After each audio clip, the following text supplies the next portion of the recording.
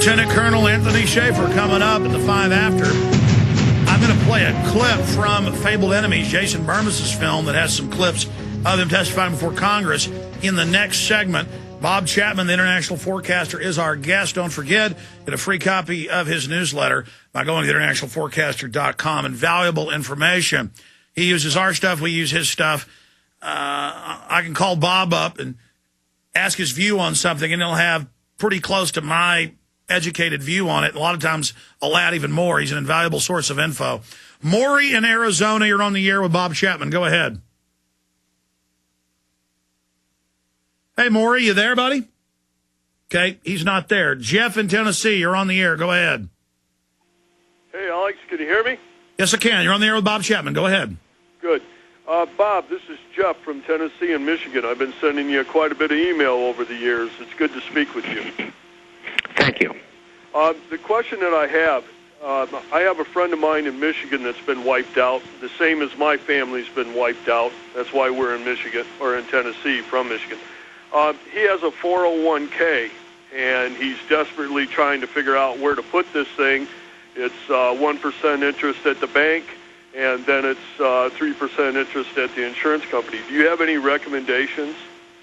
Yes, gold and silver coins and shares, and depending upon how much money he's got, if there's millions in it, well, then he'd have to use some other things like sovereign treasuries from Canada or Switzerland. But it's pretty simple. The email address, bob@intforecaster.com. You email me, and you tell me the problem, and I'll get you the answer and all the people to work with. All right, Jeff, I'm going to jump some more, get in. Alan in Arizona, you're on the air. Go ahead. Hey, I'm calling to tell you that they're doing random searches out here.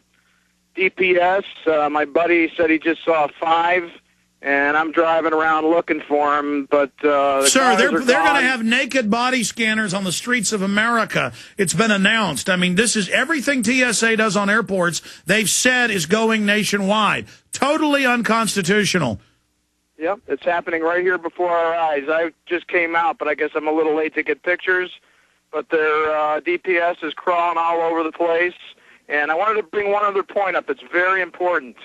There's a family court judge who is running for re-election, and he's going to run unopposed.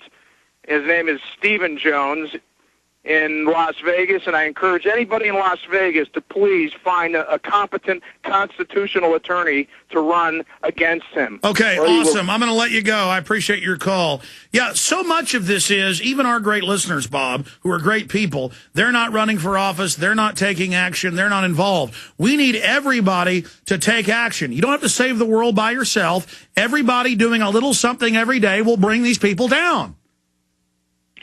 And you're absolutely right about it. You just a little bit here, a little bit there. It's esprit de corps. We got to work together. Well, that's what it takes, Bob, and I agree with you. Time is running out for the New World Order. I mean, they are so arrogant, they are so criminal, they are so out in the open. They think they're going to get away with it. They're openly announcing world government. It's going to be rough years ahead, but in the end, we can see a victory. And it's not far away. In the next 3 or 4 years, we'll be able to stop them. But you've got to help us. We can't do it on our own. And it's just waking up a neighbor, waking up a police officer, going to county commissioner's court or city council and speaking, going to your state legislature, shaking hands, talking to the legislatures.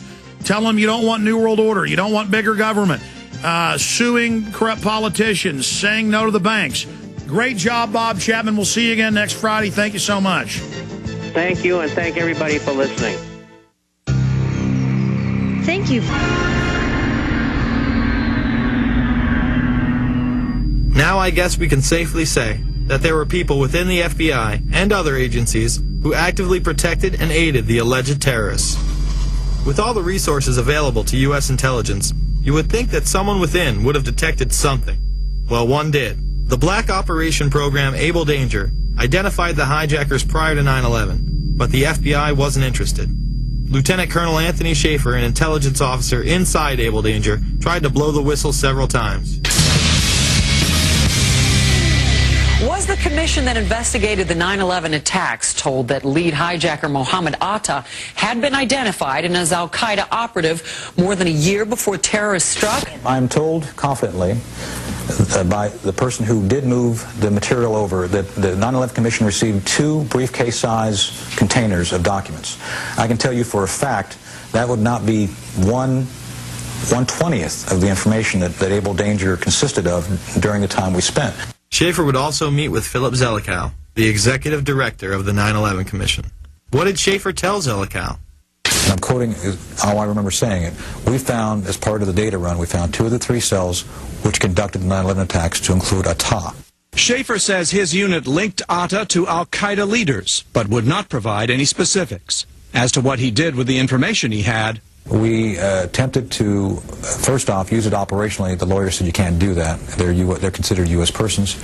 Therefore, at that point in time, we made a determination as a team that we should move this information to the FBI.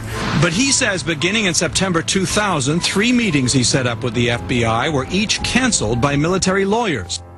Despite all of this, the 9/11 Commission would deny it any significance and not include it in the report. Leaving a project targeting al-Qaeda as a global threat a year before we're attacked by al-Qaeda is equivalent to having an investigation of Pearl Harbor and leaving somehow out the Japanese.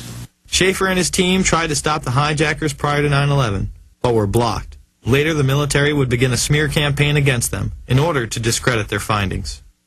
A Pennsylvania congressman says there's a smear campaign going on inside the Pentagon, and he wants the defense chief to get to the bottom of it. Republican Congressman Kurt Weldon says Pentagon officials are trying to ruin one of their own who's gone public about a top-secret military intel unit. Lieutenant Colonel Tony Shaffer, who was the first member of Able Danger to go public, has now been told in writing by the Defense Intelligence Agency that he can't speak to members of Congress or their staff without prior approval. And now a security clearance, which allowed him to deal with classified information, has been pulled. The congressman says Shaffer has been gagged, punished for speaking up. It's obvious to me this is a clear attempt to silence this guy, but now even more than to silence him, to ruin him as a person and a military officer. I've talked to all the Able Danger players, and they all agree this is a witch hunt against Tony. It's wrong, it's un-American, it's unacceptable.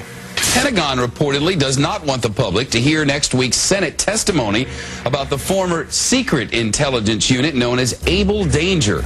2 congressional sources have told Fox News that the military's pressuring senators to move the hearings behind closed doors. When the Able Danger hearings were held, Shaffer and others were gagged. Eventually, Shaffer would be able to speak at a whistleblower's hearing.